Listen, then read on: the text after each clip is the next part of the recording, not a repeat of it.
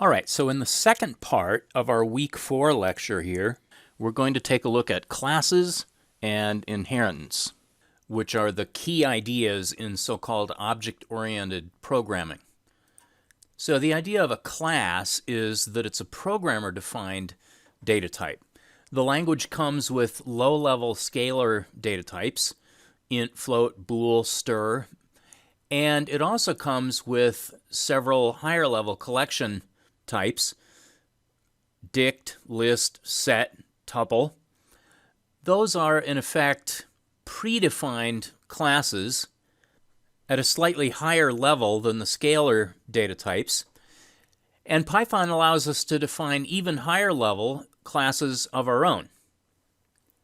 So the idea of a class is that it encapsulates together the data attributes that describe the state or knowledge, if you will, of some kind of object, together with the methods or the functions that provide the behavior for the object. Now, what in the heck am I talking about?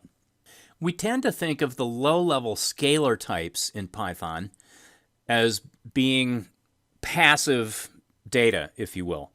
And we tend to think of the arithmetic and equality, inequality, relational, logical operators as things that work on this passive data. But actually, it makes more conceptual sense to think of these scalar types as owning certain of these operators. That, for example, the int data type comes with arithmetic addition, division, subtraction, multiplication, exponentiation. It comes with the equality test, the less than test, the greater than test. And these operations that the int data type comes with use the same symbols, but are not really the same as the operations that come with the float data type. What do I mean by that? Well, if I take an int and another int and I use the plus symbol, that plus symbol is doing addition conceptually, but internally it's actually doing integer addition.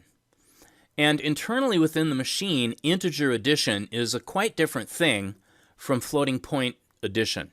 Conceptually, they're both addition, but the internal mechanism that happens when you add two ints versus when you add two floats versus when you use that plus sign to add two strs, which is actually a concatenation operation, those are three different operations. So it's a good idea to think of the data types as having the operations that operate on them. And a given operation symbol, or a given function name for that matter, will perform some different behavior on these different data types. So we can define higher level data types that use things like ints, floats, bools, lists, tuples, sets internally to maintain their so-called state information. And we can associate with that class operator symbols like plus, star, slash, double equal, as well as function names like .insert or .sort or .pop or things like that that cause these objects to behave in some certain way.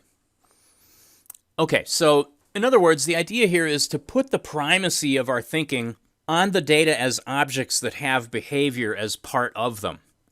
And encapsulation is the magic word that's used for this idea, is to encapsulate together the state information and the behavior. Basically, our idea here is that we want to bring the level of the language up to the kinds of problems that we're working with. So if we're doing financial programs, we want within our programs to be able to manipulate things like stocks, bonds, yield curves, risk models, etc. We don't want, as we would have to do in a top-down functional decomposition world, to take our concepts of calls and stocks and bonds and have to push that down through a layer of functions to get to the low-level ints, floats, lists, sets, and so forth that actually implement the details.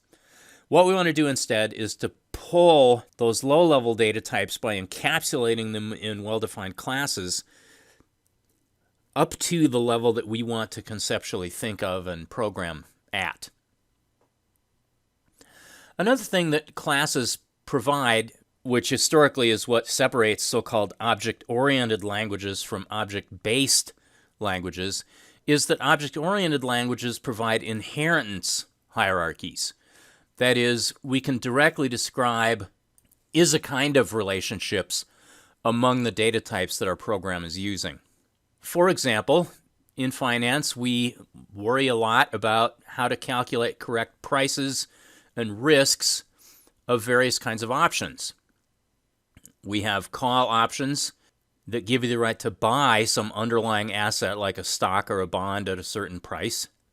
And there are certain kinds of calls that specify when and under what conditions you're allowed to make this decision to buy the underlying asset. For example, a European call only gives the opportunity at the so-called expiration date to decide whether to buy the underlying asset or not, whereas American calls, Asian calls, other kinds of calls have different rules about when and under what circumstances you're allowed to exercise the option and buy the underlying asset. So, in a nutshell, a European call is one kind of call, a call is one kind of option, and Python allows us to model this as a kind of relationship among these things. In an inheritance hierarchy, we call a method polymorphic if that method has the same interface for various kinds of classes in a hierarchy, but behaves differently depending on what specific kind of object it's invoked on. For example, any kind of well-defined option can have a price computed for it, but the details differ enormously depending on whether the kind of option is a European call versus an American call versus a European put, an American put, or various other kinds of options. So price here would be an example of a polymorphic method whose behavior varies depending on what specific kind of option it's applied to. Now, here again, I just want to point out that in addition to encapsulation, when you're talking about object-oriented programming, this idea of inheritance and the idea of polymorphic methods are important. You will be expected to have heard those terms and have some idea what they mean. All right, so forgetting about this theoretical, conceptual stuff, encapsulation, inheritance, polymorphism, what does it mean to us in pragmatic terms when we're writing Python code? Well, if you have a well-designed class, that class is going to provide a clear and coherent interface that makes objects of the class easy to use. For example, the list built-in class does have a very clear and coherent interface consisting of a combination of symbolic operations and named methods.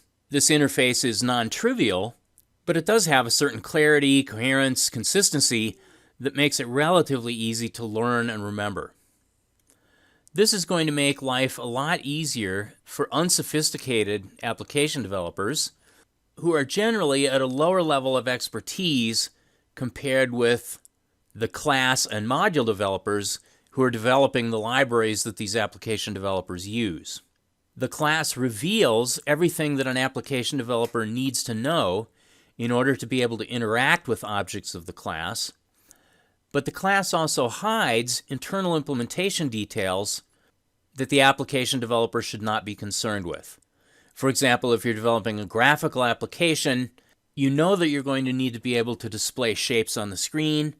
You know that you're going to want to do things like scaling them, rotating them, translating them from place to place.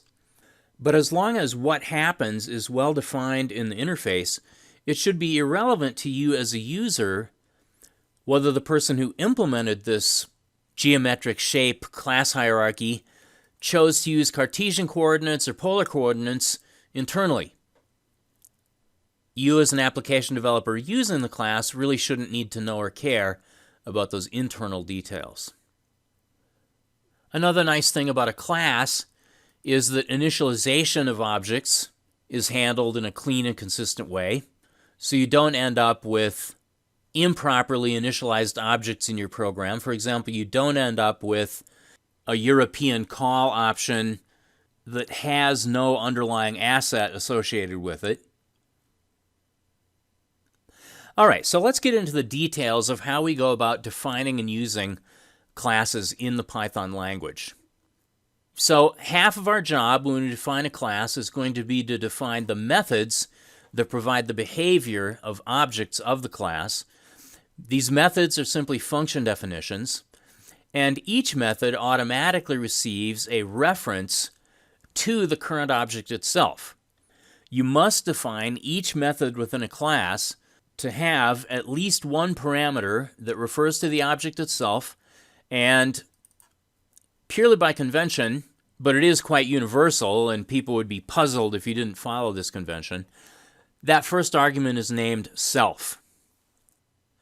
Now, any Python class is going to have at least two methods in order to be of any use to anyone.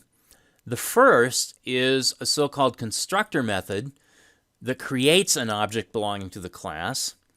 And the name of that constructor method for any Python class is always __init__.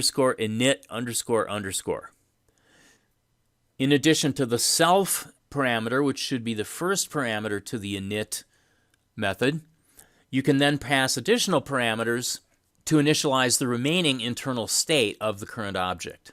Well, so that allows you to properly create and initialize an object. Now, if you want to see the object on the screen, you're also going to pretty much have to have an __stir__ function that converts the internal representation of the object into a human readable string that could be displayed, for example, using the print function. When you call the conversion or creation function stir on some object, it turns out that that stir function call is converted into invoking the __stir__ method on that particular object. Okay, so let's turn this into some concrete example. Let's suppose that we're creating an application in which we're going to need to have employees. Well, we think about what an employee needs to have as far as its internal state, and we might decide that each employee is going to have a name. Each employee is also going to probably have an employee ID number. So if we have two different Robert Smiths, we can tell them apart from each other by their unique ID number that was assigned to them when they were hired. And each employee, unfortunately, is going to have to be paid, so we'll need to know what the hourly pay rate is for each employee that we hire. We're very likely going to need to know lots of other things about the internal state of each employee object, but we'll start with these three internal state variables. Okay, so on slide 6, this is what each employee is going to have to know about itself. Now, in terms of what each employee is going to have to do as far as behavior, well, we need some way of creating a new employee. That is, we're going to hire people. We also need to be able to see a human readable representation of the employee. That is, we're going to need some way of converting an employee object into a stir that we can print, let's say. We're also going to want to have some means of giving an employee a raise. Okay, in real life, we're unfortunately not going to be able to hire somebody at a certain hourly rate and then just leave them at that same hourly rate forever. If we try to do that, they will get annoyed and leave eventually. Again, there are probably lots more behaviors that we're going to want to be able to have each employee perform, but these three are enough to begin with. Let's look at all of this now in Python code. Here we go. We define a class in Python by saying the keyword class and then the name we want for our class. In this case, that's employee. And then we have a colon following the name of the class, just as we would if we were defining a function or writing an if or writing a for or what have you. Nested within the employee class are definitions of the three methods that we said that we want. We have our __init___ method. Notice that it takes self as its first parameter. In fact, each of these methods takes self as its first parameter. And then these additional parameters, name, ID, and rate, are stored in the current employee object itself in a field called underscore name for the name, a field underscore ID for the ID number, and a field underscore rate for the rate. Now, I will just tell you right now that one of the things that you're going to have the most trouble getting used to here when you're defining methods for a class, when you're new to this, is you're going to forget to say self as the first parameter, and you're also going to forget to say self dot in front of each of these attribute or so-called instance variable names. Okay, so when you're writing your first class and Python yells at you, I suggest you make sure that you have self as the first parameter and that you're using self and a dot in front of each state variable or instance variable name. All right, so in addition to our initialization function, we're also going to define the underscore underscore stir underscore underscore function that returns a human readable string describing the employee. And we have the give raise method definition. But let's jump ahead for a moment to see where this initialization function comes into play. Now, I have this already typed into a Python module file, so let me open that file. Okay, so here is my code file. The name of this module file is employee.py. It contains the class definition for employee, and we'll discuss this in more detail in the programming prep course, but you can use the special variable underscore underscore name underscore underscore as a way of identifying whether this is the current module or not. Okay, so if this is the current module, that is, if this is the main module, then all of the code in the section of code below the if name equals main decision will be executed. And the way that I create an employee is to call this method employee, that is, I use the name of the class as a function, and I provide whatever state information an employee is going to require. Now, each employee, we said, is going to have a name, which will be a string, an ID number, which will be an int, and an hourly rate, which we'll use a float value for with 2 digits after the decimal point. All right, so when I say employee and then parentheses John 1 60.5, that ends up calling the employee class's init function with a reference to the current object that's being created as the first parameter, and then these three values that I've passed in, John, 1, and 60.5, as these trailing three parameters. Okay, so the name that was passed in, I'm going to store into an attribute of the current employee called underscore name. And the ID that's passed in, I'm going to store into an attribute named underscore ID. And the rate I'll store into underscore rate. Each time I create an employee object, that new employee object is going to have its own copy of the underscore name and the underscore ID and the underscore rate attributes. So here, when I say employee John 160.5, that creates the new employee that I'm referring to with the variable John. And later down here, when I say Ed gets employee Ed 272.25, Ed has its own underscore name, underscore ID, and underscore rate attributes. Okay, so that's where the init function comes into play. When you create an object by using the name of the class as a function, that automatically invokes the underscore underscore init underscore underscore function for that particular class.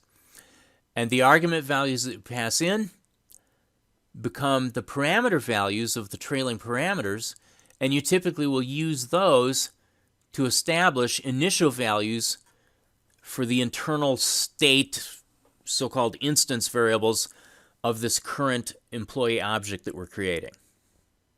Okay, the next statement that's happening here is a print statement, print function call, where I'm calling the stir function on John to get a human-readable string describing John, at least I hope that's what I'm going to get, that I can then display on the screen using the print function.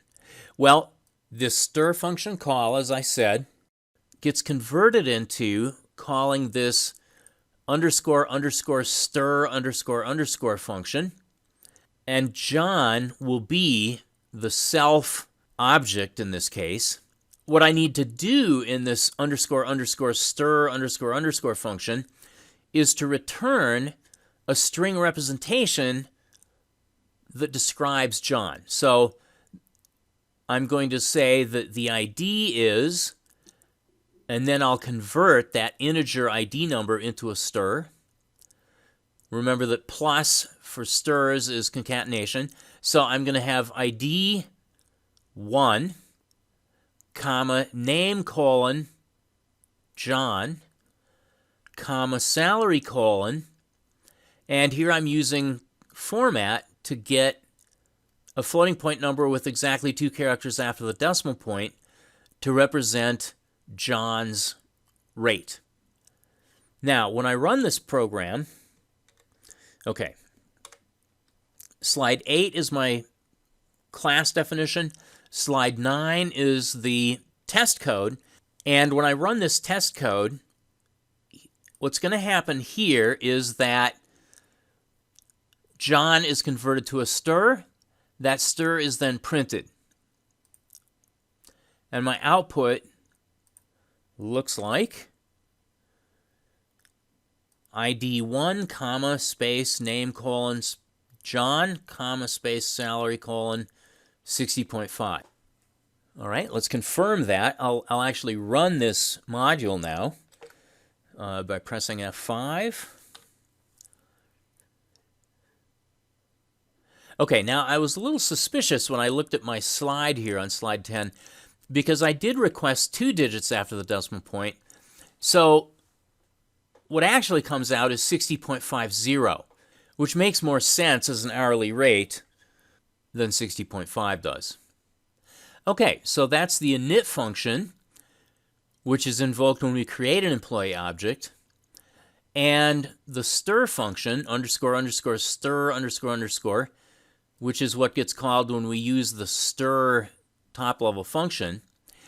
It turns out that when you print an object, the print function itself actually calls stir on each one of its arguments implicitly.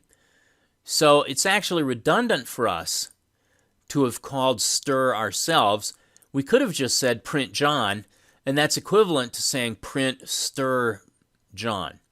And that's why we get the same line of output again here. Continuing in our program, we create another employee. This employee is named Ed. ID number is 2 and hourly rate is 72.25. We print Ed. Then we give Ed a raise. So this is going to call the giveRaise method. And what we're going to do is modify Ed's underscore rate attribute to be its original value times 1 plus the percentage over 100. So if the percentage is 10, what I really want to do is to multiply Ed's current rate by 1.10. So in other words, 1 plus 10 100s, 1.10 will give me the new rate. And when I print Ed again, I will see the second time I print Ed that Ed has been given a 10% raise.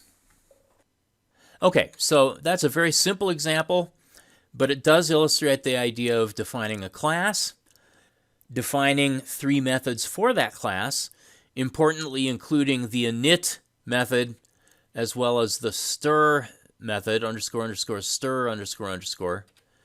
And in this case, we also have a third method called giveRaise.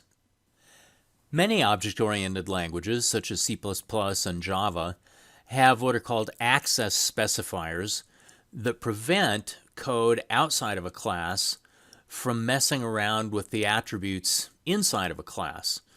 This is not the case in Python. In Python, all of the class attributes are accessible from any code. That is, in C++ or Java terms, if you're at all familiar with those languages, everything in Python is public when it's inside of a class. Now, by convention, Python developers treat any attributes whose names start with an underscore as private. And by convention, the language does not enforce this in any way. By convention, application programmers will not directly tinker around with attributes in classes whose names start with an underscore. But as I said, the language does not actually enforce this rule. So if I wanted, as an application developer, to compare John's pay rate with Ed's pay rate to figure out which one of them is making more, there's nothing that prevents me from saying John._rate to access the rate attribute within the John object. And likewise, there's nothing preventing me from accessing Ed_rate, Ed._rate, to find out Ed's pay rate. So this code is fine, and in fact, it's what we have on the in the bottom part here of our employee.py module. It does not respect the implicit privacy that we've requested as the class developers by using the underscore, but it will run because nothing really is private anyway. And so here we see that the comparison is performed, and we discover that John makes less than or equal to Ed. What does this mean? Well, one thing it means is that as a class developer, you have to anticipate in advance which attributes outside developers might want access to so that you can give them an approved interface, if you will, for accessing those attributes. This typically involves creating a bunch of set and get functions that allow you to modify attribute values within objects or to simply get attribute values from objects. Now, in this particular case, we're dealing with employees, and it is possible for an employee's name to change. They can do that legally, they can get married, they can get divorced, what have you. It's also possible for the employee's rate to change. There's no keyword, unfortunately, that allows us to establish rate as an upward-only changing attribute. It can go both directions. However, typically when a company hires an employee and assigns an ID number to that employee, that ID number will never change throughout the employee's existence with the company. In fact, even when the employee departs the company and other people are hired into the company, it's very likely that nobody is going to be assigned that same ID number that was already used by that previous employee. So we have chosen not to create a set function for the ID, and we're hoping the fact that we did not establish a set function and the name of the ID attribute starts with an underscore is enough of a hint to application developers that they should not fiddle around with the ID number. Here's what the set and get methods look like. We have two set methods that allow us to modify the name and modify the rate. And we have three get methods that allow us as application developers to get the name of the current employee, or get the ID, or get the rate of the current employee. These definitions of these functions are extremely simple-minded. You'll notice that when I set the name or when I set the rate, there are no checks being performed to make sure that the new name or the new rate make any sense. That is, if I have the employee John and I say John.setName, and then I provide, let's say, a floating point number, this implementation of setName will naively establish that floating point number as the name for John. So to make this more robust, we should add some checks that the new name being requested is at least some kind of string, or that the new rate being requested is at least some kind of positive floating point number. But we're not adding those checks in this case. We're just illustrating the idea of sets and gets.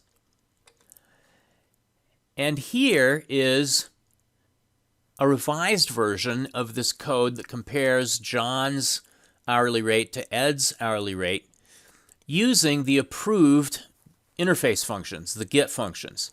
So we're calling get rate on Ed and we're calling get rate on John, and we're also calling get rate on Ed, and then we're comparing those two, and then we're using get name to get John's name and Ed's name. So this is now respecting privacy by using the interface functions. I do have a file that implements this revision of the code named employee2.py.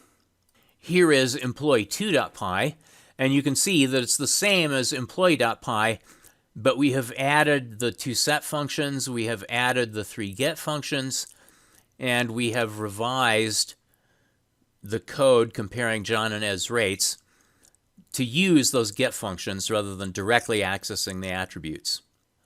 The attributes that are associated with an individual employee object, or that is to say the attributes that are associated with a particular instance of an employee, are referred to as the instance variables for that object. So John, which is an employee object, has an underscore name, an underscore ID, and an underscore rate instance variables. Ed likewise has underscore name, underscore ID, and underscore rate instance variables that are separate from John's. It is entirely possible to have a variable that belongs to the employee class as a whole. This is referred to as a class variable. Let's take a look at how to set up a class variable and why we might want a class variable. Okay, so the existence in the initial value of a class variable is established outside of any method definitions. Typically, this is done right at the top of the class before any methods have been defined. So, for example, let's suppose that we want to keep track of how many employee objects have been created since the program started running. Well, here is a class variable called numCreated. Notice that it is defined within the employee class, but outside of any of the method definitions. In this case, we've defined it above the underscore init underscore method definition. And we've established an initial value for numCreated of 0, which makes sense. When the program first starts running, the number of employees that have been created so far is 0. Then, each time an employee object is created, like when we say employee John 1 60.5, and when we later say employee Ed 2, 72.25, notice what we've done to the init function here. We've modified the init function so that the last statement in the init function increases the number of employees by 1. And notice another important thing here, which is that although underscore name is an attribute of self, and likewise underscore ID and underscore rate are attributes of self, numCreated is an attribute of the employee class as a whole, not of the current employee object that I'm currently creating. All right, so we don't say self.numCreated, we say employee.numCreated. And plus gets 1, of course, is going to add 1 to that. When we want to find out at some point in our program how many employee objects have been created, we can either say className.numCreated, or we can say objectName.numCreated. We can access that numCreated class variable either through the class name or through a particular instance of the class. All right, so in my program here, where I am creating an employee named John and another employee named Ed, if I then add these two print statements, I'm going to get the number 2 displayed twice. Once when I access num created through the employee class, and once when I access num created through the John object. Now, really, this class variable num created should be private. And so to make it private, or at least to attempt to make it private, what we should do is to use the underscore in front of this class variable's name and establish a get method that can be called in order to obtain the value of this num created variable. So let's take a look at those improvements. All right, here we're going to add our underscore to indicate to someone looking at this class that num created should be respected as a private variable. Of course, we have to modify where num created is incremented in the statement in the init function. And here we have added a getNumCreated method that will return the numCreated value from the employee class. All right, well, that seems reasonable. This, it turns out, has a very subtle bug, because when I say John.getNumCreated, well, John is an employee object, and so if I flip back to slide 21, I'll see that John is self in this case, and I am successfully able to find out what numCreated is by using the getNumCreated method on John. That works fine. But if I try to use the getNumCreated method on the employee class, I get yelled at. I get told that I am missing one required positional argument, namely self. Okay, because employee is an entire class of objects. It's not an individual employee object, so there is no self passed down to getNumCreated if I invoke getNumCreated on the class as a whole. So that seems like a step backward. It appears we can find out how many employees have been created if we have an employee object that we can ask. But we really would like to be able to ask the employee class how many employee objects exist. Well, here is a sneaky workaround. We can treat the self parameter in our getNumCreated as a keyword parameter with a default value. All right, this way, even in a situation where I don't explicitly pass in a self object, there will nevertheless be a self parameter whose value is none. And if you take a look at the return statement in the implementation of this method, I'm not really using self anyway. I'm just saying employee._numCreated. That little trick there will enable both getNumCreated invoked on a particular object to work, because self in this case is John, and it will also enable getNumCreated invoked on a class to work, because in this case self is equal to none, but self is being ignored, and so all is well. Okay. So now we have got a little more consistent behavior with having our class variable be private, just like our instance variables, our per object attributes being private. I do have a file, employee3.py, that implements this private class variable _numCreated.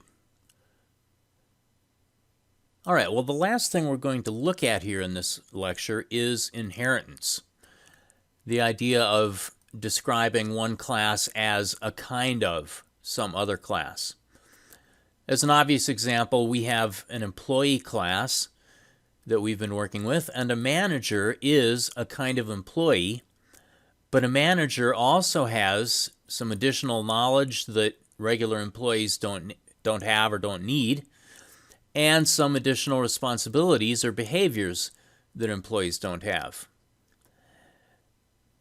A manager is going to inherit all of the attributes and methods from the employee class, but the manager will add its own additional attributes, that is, additional instance variables, as well as its own additional methods.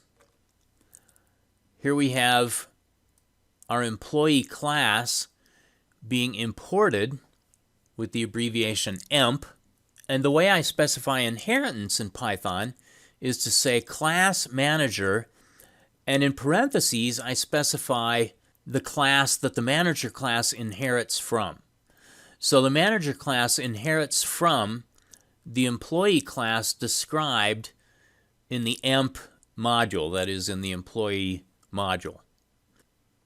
The manager class, like any class, is going to need its init function and its stir function, and it will need whatever additional methods are unique to the manager class.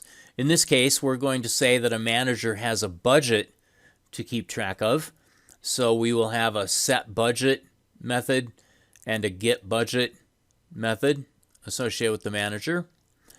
Other than that, a manager is going to be like an employee. And in fact, when we initialize a manager, self is going to be the first parameter for the manager that's currently being created. Name, ID, and rate are going to be the next three parameters. And notice what we're doing with these. What we're doing with these is we're passing these down to the so-called superclasses init function. Now, a superclass is like a superset in the sense that the set of all employees includes the set of managers as a subset. So the employee set is a superset of the manager set, if we think of these things as sets. So consequently, what we're doing here is we're passing the name, the ID, and the rate down to the init method of the superclass, which is the employee class. And so the name, ID, and rate attributes, that is technically the underscore name, underscore ID, underscore rate, instance variables within the employee part of the manager, will be initialized with these name, ID, and rate values. And then finally, the last parameter here, budget, is simply stored in the manager's own underscore budget instance variable. To convert a manager object to a string that can be read by a human, we've been careful about how we organize the stir function at the employee level. So we can use super again in the implementation of this underscore underscore stir underscore underscore function for the manager class. And we can say, all right, let's call the superclass's stir function, which will return to us the employee part of the manager represented as a stir. And we're simply going to add on comma space budget colon and then the budget that this manager is responsible for keeping track of. Okay, so with that manager class defined, we can now test it. Let me open my manager.py module. All right, here's my manager.py module. I'm importing employee 3, my most up-to-date version of the employee class, as emp. And I'm then creating the manager class. And down here I have some testing code. I'm going to create an employee named John and an employee named Ed, just like I did before. Below there, I'm creating a manager called Ann.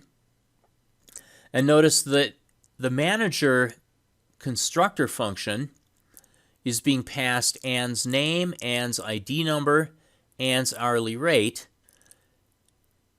as well as the budget that Ann is responsible for. When I run this program, the information about the employee John is displayed, Then the employee Ed is displayed both before and after Ed gets a raise. And finally, the information about the manager Ann is displayed. Okay, so that completes our introduction to classes, as well as the idea of inheritance and some of the important components that you need to use when you define a class of your own.